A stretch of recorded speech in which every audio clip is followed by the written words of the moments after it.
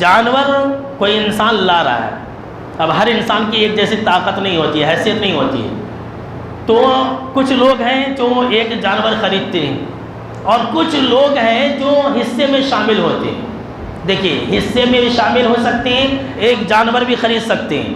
دیکھیے میرے دوستو، لوگ اس بات کو نہیں سمجھ پاتے ہیں۔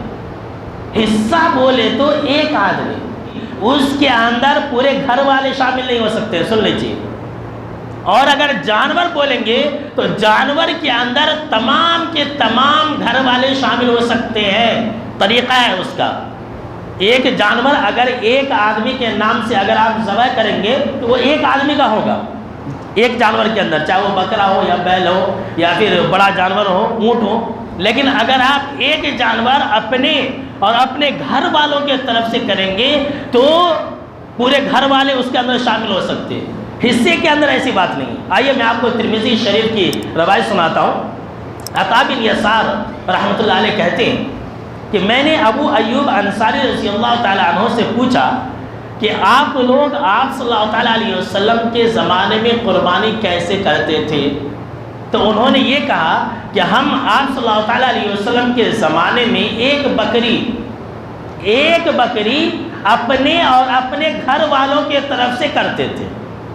ایک بکری بولے تو ایک جانور، ایک حصہ نہیں، ایک حصے کے اندر صرف ایک آدمی شامل ہوگا، ایک جانور کے اندر پورے گھر والے شامل ہوں گے، اگرچہ اس گھر کے اندر 100 افراد ہی کیوں نہ ہو۔ وہ جو آدمی ہیں، گھر کے جو افراد ہیں، وہ ایک آدمی کے ماتحت میں زندگی گزارتے ہو۔ یعنی مان لیجیے کہ گھر میں 100 آدمی ہیں، اب 100 آدمی کا آنر ایک ہونا چاہیے۔ ہماری زبان میں چولہا ایک جگہ رہنا چاہیے۔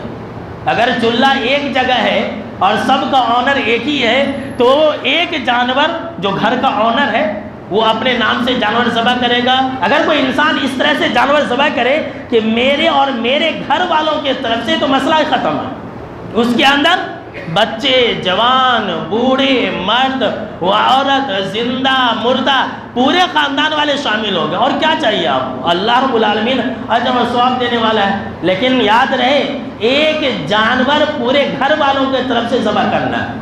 کیسے ذبح کرنا ہے؟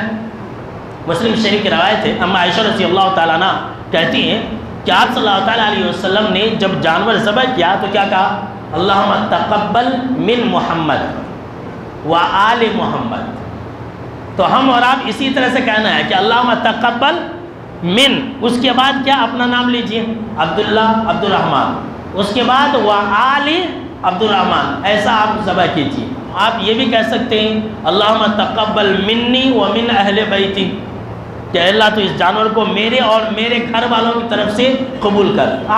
اب جو ہے اس کے اندر سب لوگ شامل ہو گئے، الگ سے نام لینے کی ضرورت نہیں ہے۔ اور حاکم کی روایت ہے، حضرت عبداللہ بن حشام رضی اللہ تعالیٰ عنہ راوی حدیث سے کہتے ہیں کہ آپ صلی اللہ تعالیٰ علیہ وسلم نے اپنے پورے گھر والوں کے طرف سے ایک بکری ذبح کیا تھا۔